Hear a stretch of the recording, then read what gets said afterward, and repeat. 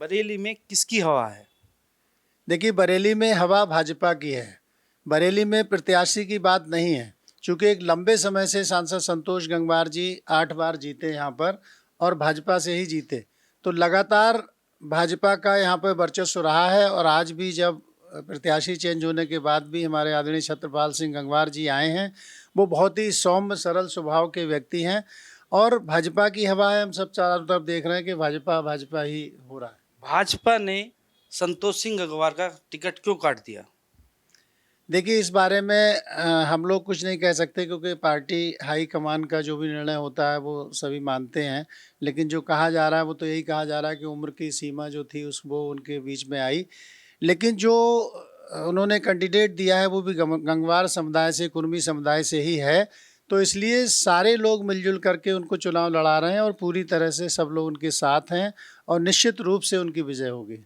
मेरा मानना है कि भाजपा बरेली शहर में जो कैंडिडेट है वो बाहरी कैंडिडेट है। बाहरी कैंडिडेट है तो उसमें जो टिकट बाहर का जो नेता है उसको टिकट देना क्यों जरूरी समझा? देखिए, मैं उनको बाहरी नहीं मान सकता, क्योंकि वो बाहरी नहीं है। वो बरेली ज़िले के ही व्यक्ति हैं। बहेड़ी बिल्कुल लगी हुई है, कॉन्स्टिट्यूंसी बहेड़ी से वो विधायक रहे हैं। वो पूर्व राज्य मंत्री हैं उत्तर प्रदेश सरकार के। तो उनको बाहरी नहीं कहा जा सकता। वो बरेली के ही व्यक्ति हैं और ज़िला बरेली के ही रहने वाले हैं और बहुत ही अच्छे व्यवहार कुशल आदमी हैं। तो ऐसी कोई बात नहीं है।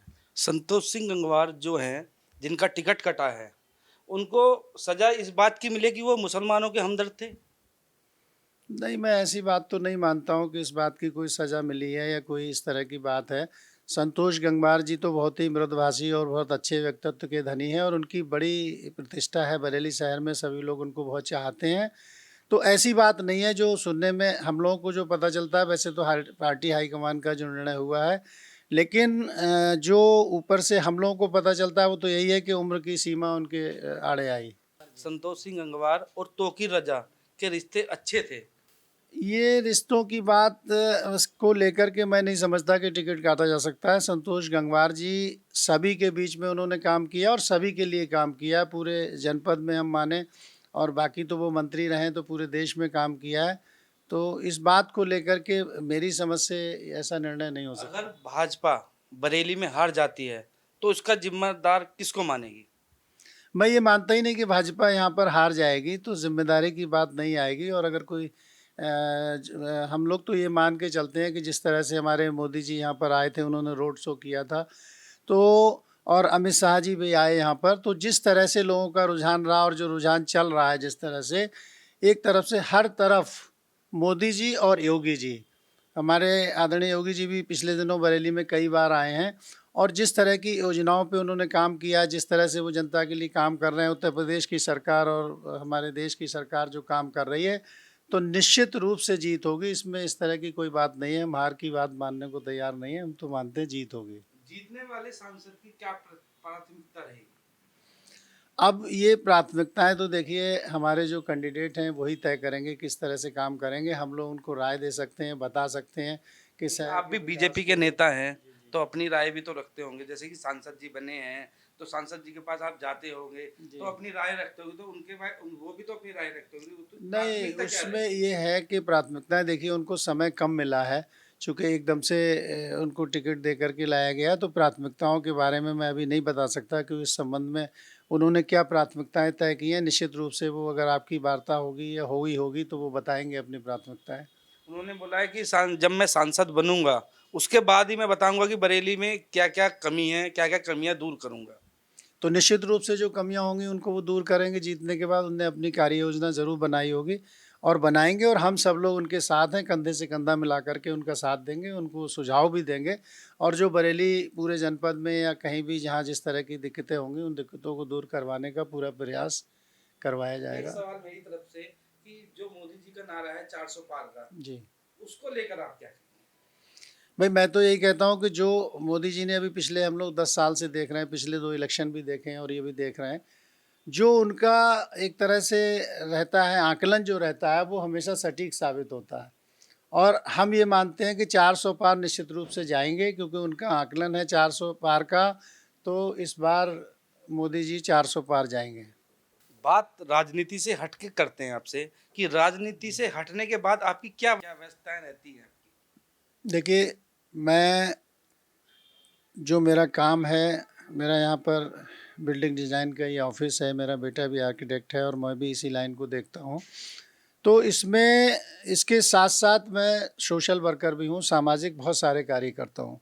मैं रोटरी का पास्ट गवर्नर हूँ, मैं 10-11 में गवर्नर था और बहुत सारी योजनाएँ मैंने चलाई। रोटरी के माध्यम से पिछले 15 साल से गिफ्ट ऑफ लाइफ के माध्यम से बच्चों के दिल के छेद के ऑपरेशन 160 मैंने कराए हैं।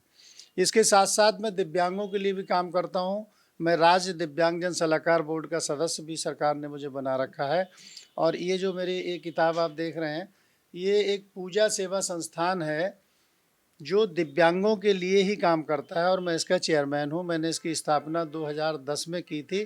तब से लेकर के अब तक दिव्यांगों को आत्मनिर्भर बनाने के लिए हम लोग लगातार कार्य कर रहे हैं और हमारी इस संस्था को राज्य सरकार द्वारा 3 राज्य स्तरीय पुरस्कार दिए जा चुके हैं।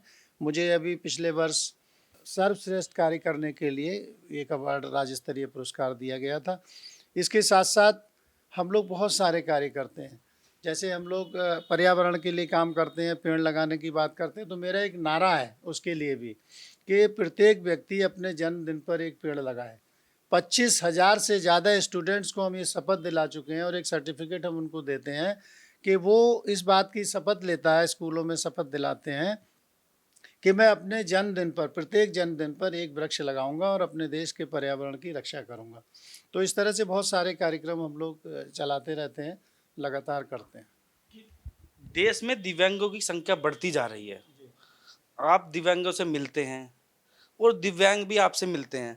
तो जैसे दिव्यांग से आप मिलते हो तो उनकी क्या प्रेरणा रहती होगी आपसे मिलने के बाद?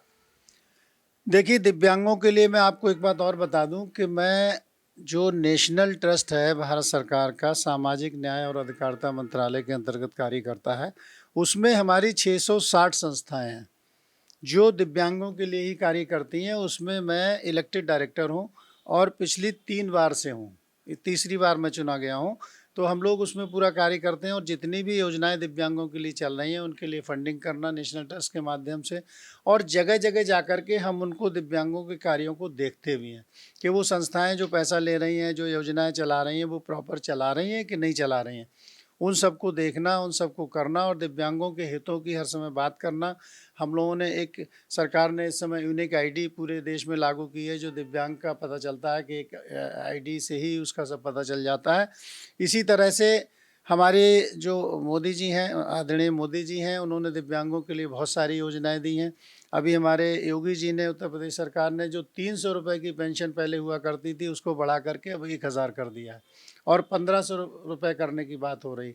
तो इस तरह से दिव्यांगों के लिए बहुत सारी योजनाएं जो सरकार हमारी चला रही है, उनको हम लोग प्रमोट करते हैं, उनको दिव्यांगों तक पहुंचाते हैं। और जब हम दिव्यांगों से मिलते हैं तो निश्चित रूप से वो बड़े प्रसन्न होते हैं और उनको बहुत अच्छा भी लगता है, क्योंकि कोई उनको आत्मनिर्भर बनाने की बात करे तो वो अच्छा महसूस करते हैं।